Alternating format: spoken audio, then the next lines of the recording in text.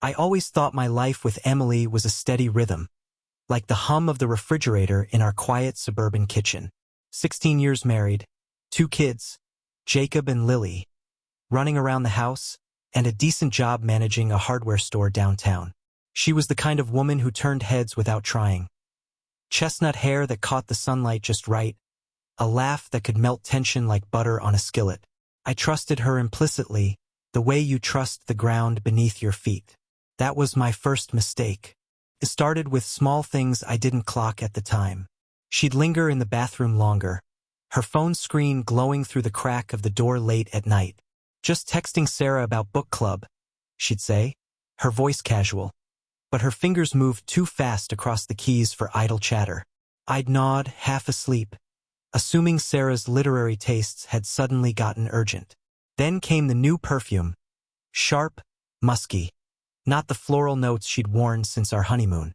Trying something different, she'd shrug, but it clung to her like a stranger's shadow. The real unraveling began one Tuesday in October. I'd come home early, inventory wrapped up faster than expected, and found her car gone. The kids were at soccer practice. Sure, but she told me she'd be home prepping dinner. No note, no text. I called her, and it went straight to voicemail, that chipper recording of her voice promising to call back soon. I waited, pacing the living room, the clock ticking louder than it ever had.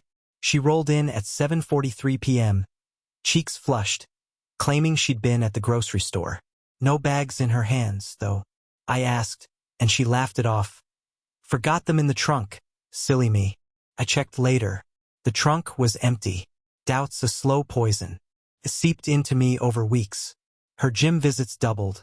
3 times a week became 6, and she'd come back glowing, not sweaty.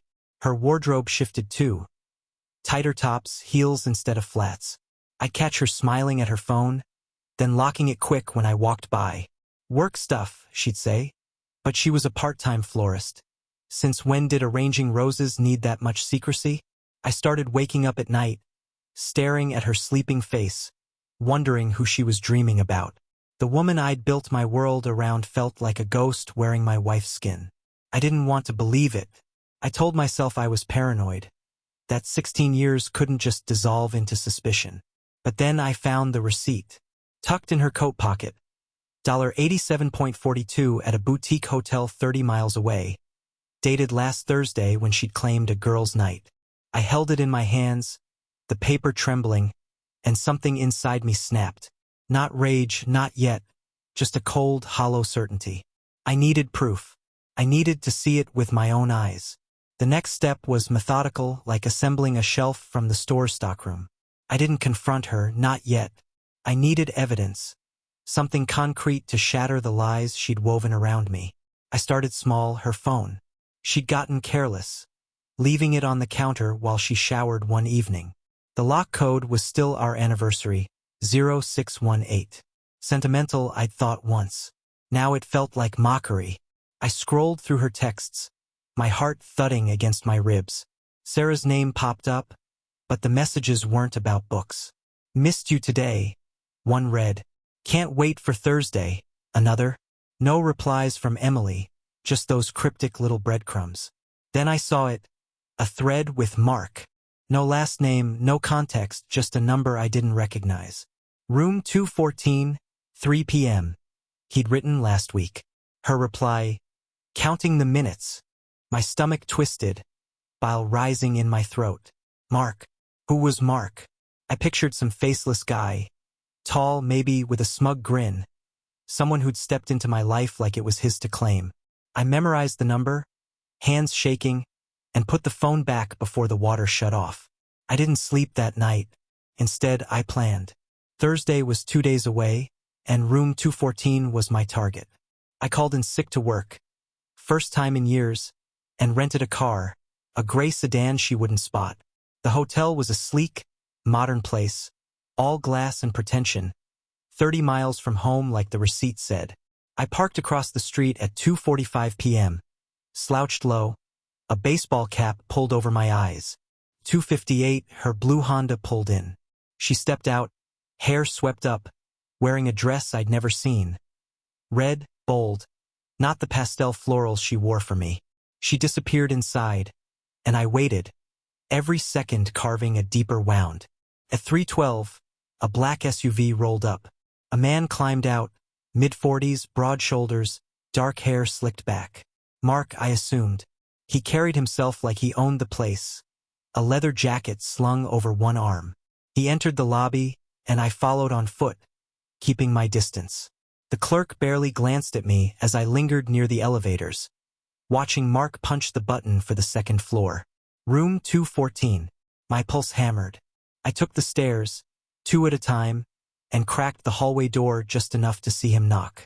The door opened, and there she was, Emily, my Emily, smiling, pulling him inside. I didn't barge in. Not yet. I needed more than a glimpse. I drove home, numb, and dug deeper. Her laptop was password protected, but I knew her habits. Same code, 0618. Her email was a goldmine. Reservations, flirty exchanges, photos. Mark wasn't just some fling. His full name was Mark Ellison, a real estate agent she'd met at a floral convention 6 months ago. 6 months. Half a year of her living this double life while I fixed leaky faucets and coached Jacob's little league. The photos were the worst. Her laughing in his arms, his lips on her neck. I printed them, every one, stacking them like evidence for a trial only I'd judge. The truth was a blade, and it cut deeper every time I looked at those pictures. I couldn't eat, couldn't think straight. The kids noticed. Lily asked why I was so quiet, and Jacob just stared at me over his cereal like I was a stranger. Emily didn't notice or didn't care. She hummed through her days, oblivious to the storm brewing under my skin. I kept up the act, kissed her good morning, asked about her plans, while plotting my next move. Revenge wasn't a word I lingered on yet. It was a feeling, raw and unshaped, clawing at me. I started following her. Not every day, just when I knew she'd slip away. Tuesdays and Thursdays were her pattern. Always room 214 or some cafe halfway across town. Mark was predictable too, same SUV, same cocky stride. I tailed them once to a park, watched from a bench as they sat too close, her hand on his knee. She'd never been that bold with me, not in years. I snapped photos with my phone, blurry but damning, adding them to my growing pile. Each one fueled me, turned that hollow ache into something sharper. I dug into Mark next. His real estate website was polished, smiling headshot, testimonials from happy clients. Married, 2 kids, a golden retriever named Max. His wife, Claire, had a Facebook page full of family pics. Apple picking, beach trips, the works. She looked nice, trusting, like me. I wondered if she suspected anything, if she'd ever smelled Emily's perfume on his collar. I saved her profile, her number too. She'd be useful later, though I didn't know how yet. At home, I tested Emily. Dropped hints, asked about her busy schedule, mentioned a hotel deal I'd heard about. Her eyes flickered, but she played it cool, spinning excuses like thread. "Oh, that's funny, Sarah mentioned that place," she'd say, or, "I've been swamped with orders." Lies stacked on lies, and I let her build them, watching her dig her own grave. I stopped touching her, couldn't stomach it, and she didn't push. Maybe she was relieved. The kids were my anchor. I tucked them in, read Lily her stories, and promised Jacob I'd fix his bike. They didn't deserve this mess, but they'd suffer for it anyway. That thought hardened me. Emily wasn't just betraying me. She was fracturing them too. I started recording her calls when I could, using an app I'd found online. Her voice with Mark was syrupy, intimate, nothing like the clip tones she used with me. "You're my escape," she'd told him once. Escape? From what? From me? From us? I saved every word, every laugh, building my case. By December, I was a shadow of myself. Thinner, quieter, a man possessed. Emily didn't see it. She was too wrapped up in her secret world. Christmas loomed, and I decided it'd be her last holiday thinking she'd gotten away with it. I'd gathered enough. Photos, emails, recordings, even a napkin she doodled on with Mark at that cafe. His initials in her handwriting. It wasn't about catching her anymore. It was about dismantling her life the way she'd dismantled mine. I met Claire first, Mark's wife. I called her from a burner phone, said I was a concerned friend with something she needed to know. We met at a diner an hour away, neutral ground. She was smaller than I'd pictured, nervous, clutching her coffee like a lifeline. I slid the folder across the table, photos, texts, dates. Her face crumpled as she flipped through, tears smearing the ink. 6 months? She whispered. He said it was work trips. I nodded, told her I was in the same boat. She didn't ask my name and I didn't offer it. By the end, she was shaking, promising to handle it. I didn't care how, just that Mark would feel it. Next, I went public but subtle. I made a fake Instagram account, random name, no face, and posted the photos. Emily and Mark at the hotel, the park, the cafe. Tagged their real names, their businesses. Captioned it lovebirds or liars? And let it spread. By morning, it had 50 likes, comments rolling in. Some shocked, some gleeful. Emily's floral shop got hit first. A client canceled a wedding order, citing personal issues. Mark's real estate page took a beating too. Reviews calling him a homewrecker. I watched it unfold from my phone, sipping coffee, feeling the first spark of satisfaction. Emily came home that night pale, frantic. "Someone's spreading lies about me," she said, voice trembling. "Pictures, fake ones, with some guy." I played dumb, asked to see. She showed me the post, tears welling up. "I don't know who'd do this." I shrugged, said it was awful, and watched her squirm. She didn't suspect me, not yet. Mark called her later. I heard his panic through the wall. "Claire knows," he hissed. "She's leaving me." Emily sobbed, and I smiled into the dark. I wasn't done. I contacted her parents next, sweet, old-fashioned folks who thought she walked on water. Sent them an anonymous letter with the evidence. A note saying their daughter needed guidance. Her mom called the next day, voice brittle, asking me if it was true. I said I was looking into it. Let her stew in the shame. Emily's phone buzzed nonstop. Friends, clients, family, all pulling away. Her perfect little world was cracking, and I'd barely lifted a finger. Christmas Eve was when it peaked. Emily was a wreck, hair unwashed, eyes red from crying. The kids were at my sister's, spared the chaos I'd unleashed. Emily's shop was hemorrhaging clients. Her reputation was trash online. Mark's marriage was over. Claire had kicked him out, and his business was tanking too. I'd watched it all from the sidelines, feeding the fire just enough to keep it burning. But I wasn't satisfied. The real blow was still coming. I'd hired a private investigator weeks back. Money I'd saved for a family trip we'd never take. He was good, discreet, and delivered a report that made my blood run cold. Emily and Mark hadn't just been meeting at hotels. They'd rented an apartment downtown. A little love nest paid for with cash she'd siphoned from our joint account. $12,000 over 6 months. Money I'd thought went to household expenses. The PI had photos of them there, curtains drawn, her car parked out front. It wasn't just betrayal. It was theft. I confronted her that night. She was on the couch, scrolling her phone, trying to salvage her image. I dropped the PI's folder in her lap. Hundreds of pages, timestamps, receipts. "Explain this," I said, voice flat. She froze, eyes darting over the evidence. "It's not what it looks like," she stammered. But I cut her off. 12 grand, Emily. Our money. She broke then, sobbing, begging forgiveness. "It was a mistake," she said. "I love you." I laughed. A harsh, ugly sound, and walked away. The next move was legal. I filed for divorce the day after Christmas, citing infidelity and financial misconduct. My lawyer was a shark, recommended by a guy at work who'd been through it. We froze her accounts, demanded full custody of the kids. I had proof she'd neglected them too. Late pickups, missed practices, all while she was with Mark. Her parents sided with me, horrified by the apartment revelation. Her dad called her a disgrace, and she had nowhere to turn. The final twist was the apartment itself. I tracked down the landlord, a gruff guy who didn't care who paid as long as it cleared. I offered him double the rent to evict them, cash up front. He agreed, and by New Year's, Emily and Mark were out, their little hideaway stripped bare. She showed up at our house, suitcase in hand, begging to come back. I shut the door in her face, her cries echoing through the winter air. Revenge wasn't sweet yet, but it was close. January brought a bitter cold that matched the ice in my veins.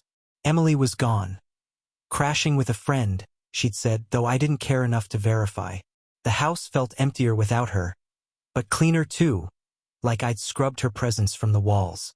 The kids adjusted faster than I'd expected.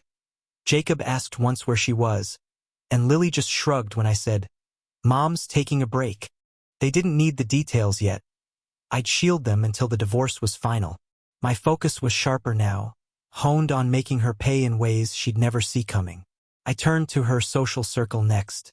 Emily thrived on approval, friends, clients, that gaggle of women she'd sip wine with on Fridays.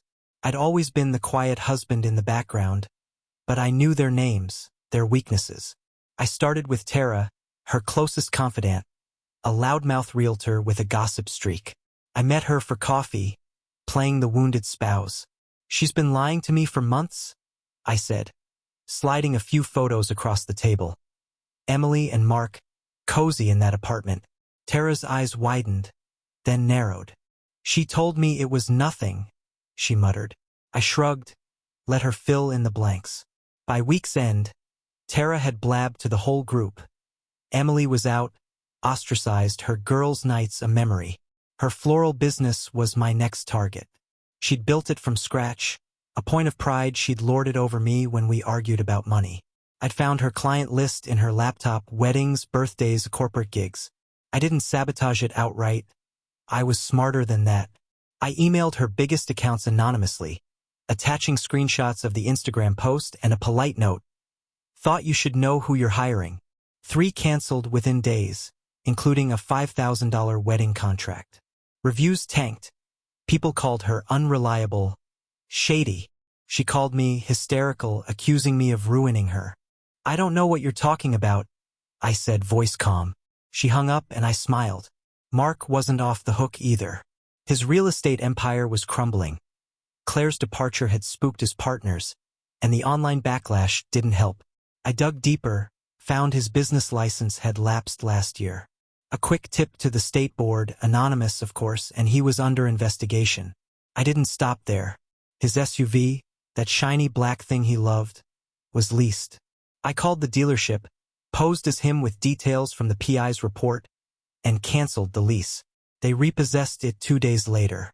I pictured him stranded, fuming, and felt a flicker of warmth in the cold. Emily tried to fight back. She showed up at the house one night, banging on the door, demanding to see the kids. I'd already changed the locks. Her key didn't work. "You can't keep them from me," she shouted, voice raw. I cracked the door, kept the chain on. "Court says I can," I replied, holding up the temporary custody order. Her face twisted. Anger, fear, defeat. And she left, tires squealing. I knew she'd lawyer up soon, but I was ready. My evidence was a fortress. Hers was a house of cards. The divorce proceedings started in February, a slow grind that tested my patience. Emily hired a lawyer, some slick guy in a cheap suit who thought he could spin her story into gold. My shark, Linda, ate him alive. We presented the financial records first. $12,000 drained from our account, funneled to that apartment. Emily claimed it was joint spending, but Linda countered with timestamps. Every withdrawal matched her meetups with Mark. The judge's face hardened. Infidelity was one thing, but theft hit different. I sat there, silent, watching her squirm in her chair. Custody was next. I didn't want to drag the kids through it, but Emily forced my hand. She painted herself as the devoted mom, tears flowing, claiming I'd poisoned them against her. Linda flipped the script, showed the late pickups, the canceled plans, the nights she'd left them with a sitter to chase Mark. I'd kept logs, screenshots, even a text from Jacob asking why Mom's always gone. The judge granted me full custody pending review, and Emily's sob turned real. Lily and Jacob stayed mine. She got supervised visits 1 hour a week. Her lawyer tried to salvage her image, arguing she'd been manipulated by Mark. I almost laughed. Linda dropped the bomb instead, record 42 recordings of Emily and Mark, hours of them plotting behind my back. She made her choice, I said from the stand, voice steady. The courtroom went quiet. Her excuses sounded hollow against the weight of proof. The judge didn't buy it, and neither did I. By the end, she'd lost the house, awarded to me for the kids' stability, and her savings were gutted, half to me in damages. She walked out with nothing but a suitcase and a ruined name. I didn't stop there. Her family was still reeling. Her parents barely spoke to her, but her brother, Tom, was softer. He'd always liked me, thought I was good for her. I called him, played the heartbroken card. She's struggling, Tom, I said. Maybe you can help her out. He showed up at her friend's place with cash. $500, guilt money, and I'd tipped off the landlord. She got evicted for unreported guests. Left scrambling again. Tom called me later, furious, but I just said, she's not my problem anymore. Mark's turn came via his kids. I mailed Claire a package, photos, texts, a letter suggesting she tell them the truth. She did. His teenage daughter posted it online. My dad's a cheating loser, and tagged his clients. His last deal fell through. He was broke, living in a motel. I drove by once, saw him smoking outside, shoulders slumped. It wasn't enough, but it was a start. Spring thawed the snow, but not my resolve. Emily was a ghost now, hollow-eyed, drifting between temp jobs. Her shop was shuttered, the lease unpaid, flowers wilting behind dusty glass. I heard she tried calling Mark, but he'd blocked her. Claire's ultimatum, probably. They were toxic together, and apart they were just wreckage. I kept tabs through the PI who'd grown fond of the gig. She's a mess, he'd say, emailing updates. He's worse. Good. I wanted them to feel every splinter. I went after her pride next, her beauty. She'd always been vain, spending hours on her hair, her skin. I found her salon, a ritzy place she'd bragged about. I tipped the owner, $200 cash, to accidentally botch her next visit. The PI got pics. Her hair fried, uneven, a bleach disaster. She posted a selfie crying, captioned "Worst day ever." And the comments were brutal, "Karma's real. You deserve it." Her followers dwindled. Even strangers smelled the scandal. I didn't feel joy, just a grim nod, like checking off a list. The kids asked about her less. Lily drew me a picture. Us three, no mom, and I hung it on the fridge. Jacob stopped mentioning her altogether, focusing on baseball instead. I coached his team now, kept them busy. But I made sure they'd know eventually, age-appropriate truth delivered cold. I showed them a photo once, her and Mark at the hotel. She picked him over us, I said. Lily frowned. Jacob nodded. They didn't cry. Maybe they'd inherited my steel. Mark's downfall deepened. The state revoked his license, fraud charges pending, thanks to my tip. I sent his mugshot to his old clients, labeled "Your Trusted Agent." His kids cut him off. Claire thrived without him, posting gym selfies, glowing. I met her once, updated her on Emily's spiral. She's couch surfing, I said. Claire smirked. Poetic. We didn't bond, just shared a quiet vengeance. Emily tried reaching out. Letters, voicemails, pleading for one talk. I burned the notes, deleted the messages. She showed up at Jacob's game once, disheveled, mascara streaked. I called security. They escorted her out. Parents whispered, kids stared. She was a cautionary tale now, a warning in flesh. I watched her go, feeling nothing but the weight of my next move. By summer, Emily was a shell-thin, jittery, working a cashier job at a gas station. The PI trailed her there, snapped her scanning chips, head down. She'd aged a decade in months, beauty drained by stress. I leaked her location online, tagged her name, the store's address. Locals recognized her. Some confronted her, others just stared. Cheater got scrawled on her car window in marker. She quit within a week, too humiliated to stay. I didn't orchestrate that part. People just hated her enough. I hit her past next, her college friends, the golden years she'd romanticized. I found them on Facebook, sent a group message with the evidence. "She's not who you think," I wrote, attaching the apartment lease, the photos. They unfriended her overnight. One posting, "Disgusting." Her nostalgia crumbled. No one wanted her story tainting theirs. She'd bragged about those days to me, now they were ash. Mark was a pariah too. He'd moved to a trailer park, scraping by on odd jobs. I mailed his neighbors flyers, his face, the affair details.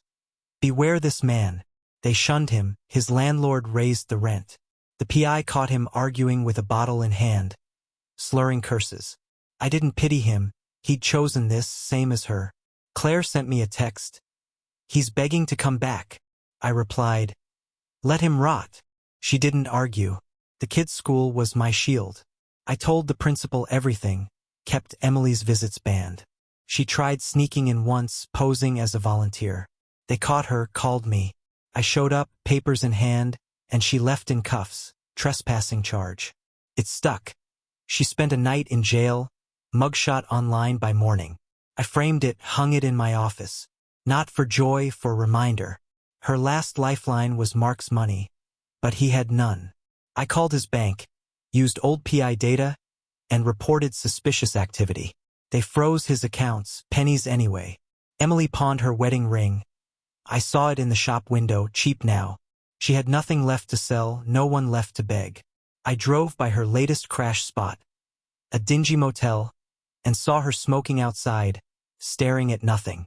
I kept driving, planning the endgame. August burned hot, and so did my intent.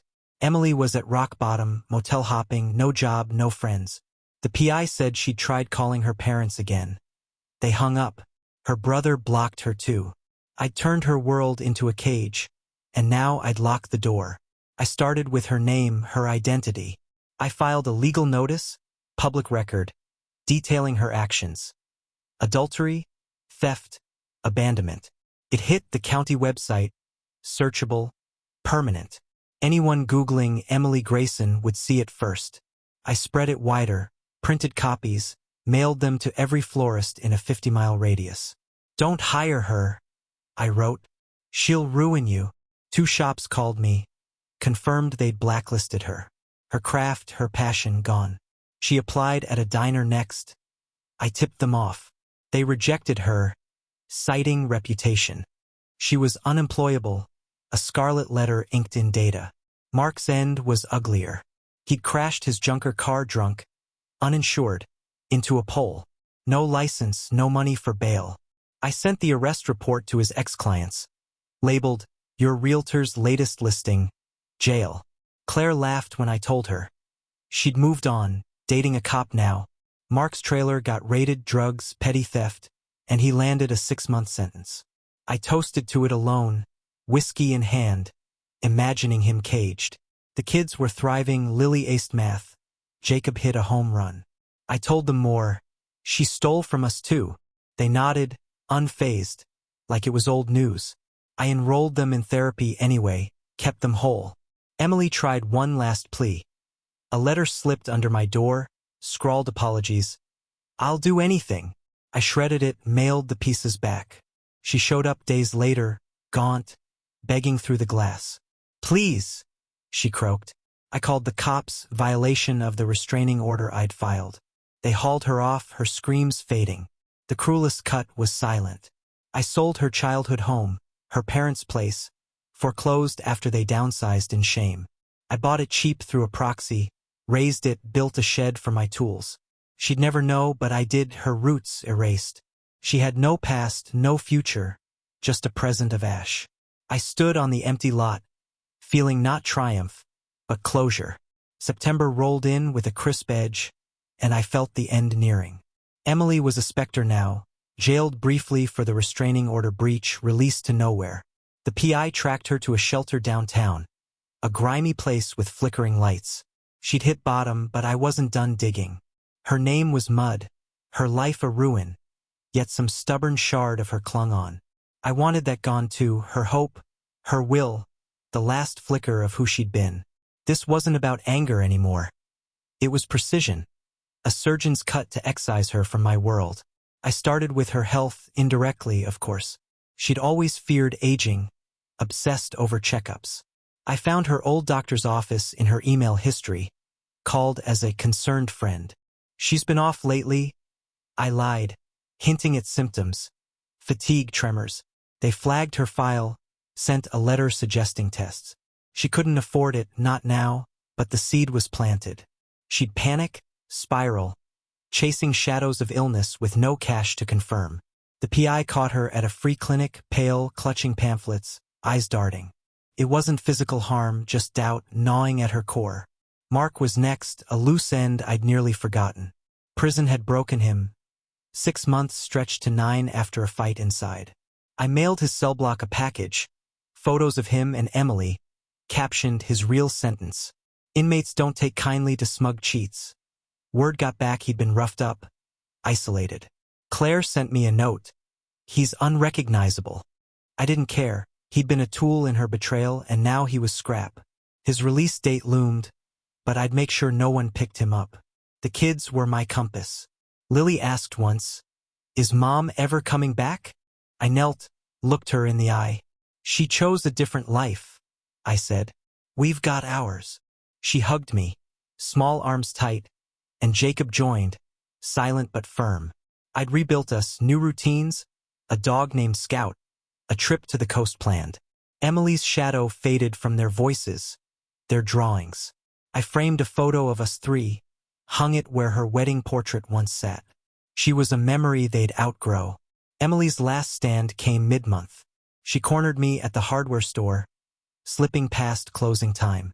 Gaunt, wild-haired, she begged through chattering teeth. "I'll leave town. Just help me start over." Her voice cracked, desperate. I stared, saw the woman I'd loved once, now a stranger drowning. "You started over with him," I said, locking the register. "Finish it yourself." She lunged, grabbed my arm. I shook her off, called the cops. They took her again, trespassing, harassment. I watched her go, feeling the final thread snap. October painted the trees gold, and I painted her legacy black. Emily's arrest hit the local paper, small blurb, big shame. I amplified it, sent copies to her old high school classmates, her floral mentors, anyone who'd ever praised her. "This is who she became," I wrote.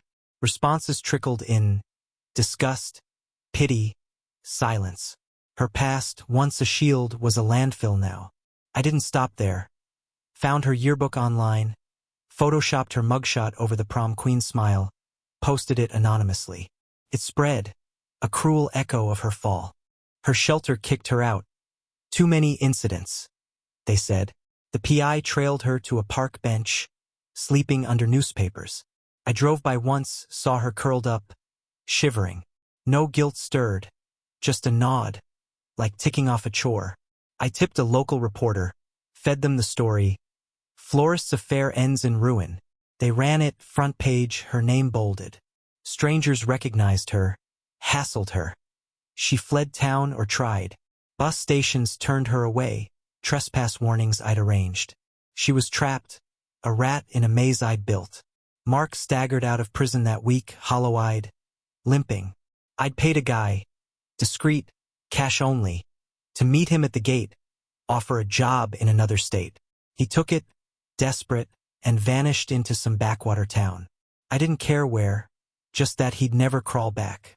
Claire thrived, engaged now, her kids calling the cop Dad. I sent her a bottle of wine, a silent toast. Our vengeance aligned, then diverged. She rebuilt, I raised. The kids' school play was my focus, Lily a tree, Jacob a knight. I clapped louder than anyone, filmed it all. Afterward, we ate pizza, laughed about Scout chewing my shoes. Emily didn't exist there, not in their smiles. I mailed her parents a video of it, proof we were fine, better without her. Her mom wrote back, "We're sorry." I didn't reply. Their guilt wasn't my burden. Emily's absence was a gift I'd wrapped for us. Her final plea was a voicemail, left from a payphone. "I'm nothing now," she rasped. "You win." I saved it, played it once, then erased it. Winning wasn't the point, erasing her was. I slept sound that night, Scout at my feet, the house warm with our life. November's chill settled in, and so did my endgame. Emily was a nomad now, spotted in alleys, begging for change. The PI said she'd tried a church shelter. They turned her away, my flyer in their hands. Her name was poison, her face a warning. I'd stripped her of everything: home, family, pride. But one piece lingered, her story. She'd always spun tales, cast herself as the heroine. I'd rewrite that, make her the villain forever. I hired a writer, cheap, online, no questions asked. Gave him the evidence, told him to craft a book. The Florist's Fall, a true crime exposé. He churned it out in weeks. Every lie, every theft, her descent in gritty detail. I self-published it, anonymous, and seeded it online. Forums, book clubs, local shops. Reviews called it shocking, raw. Sales ticked up. Her mugshot graced the cover, her name in red. She'd never profit, never know. But anyone who'd cared would read and recoil. Mark's trail went cold. Rumor said he'd overdosed in a flophouse. Unclaimed. I didn't verify, his exit was enough. Claire sent me her wedding invite, small courthouse, a new start. I declined, sent flowers instead. Our paths split clean. My revenge didn't need witnesses, just results. The kids noticed my calm. Jacob said, "You're happier, Dad." I was not joyful, not yet, but unburdened. Emily's last sighting was a grainy photo. Her scavenging a dumpster, hair matted, clothes torn.